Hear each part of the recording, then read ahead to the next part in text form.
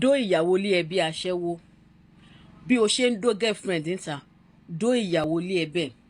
bí o ṣe ń lá òbò girlfriend níta lá òbò ìyàwó lé ẹ bẹ́ẹ̀ ṣèyàwó ẹ ṣe bí aṣẹ́wó bó ṣe ń ṣe wọ́n níta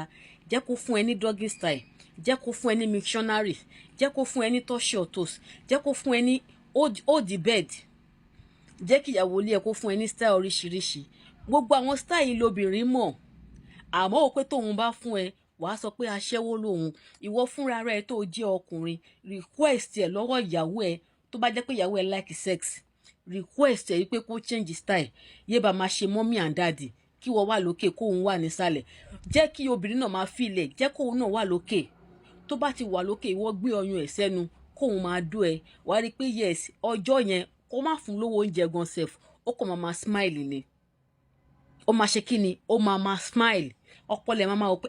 dáàdi wa bó ṣe ṣe mí lánàá in fact mo láìkí ẹ àwọn obìnrin máa ń láìkí ọkọ ilé wa kó ṣe wá bí aṣẹ́wó gbòó bó ṣe wọ̀n ẹ́ tó bá yẹ pé àwọn ọmọ ló ń disturb yín tó bá di weekend ńgbà míì ẹ kó wọn lọ sọ́dọ̀ grandma ẹ kó wọn lọ sọ́dọ̀ àbúrò yín ẹ kó wọn lọ sọ́dọ̀ ẹ̀gbọ́n yín ẹ̀yin fúnra yín tó bá ti di weekend ẹ ẹjọ́ ara yín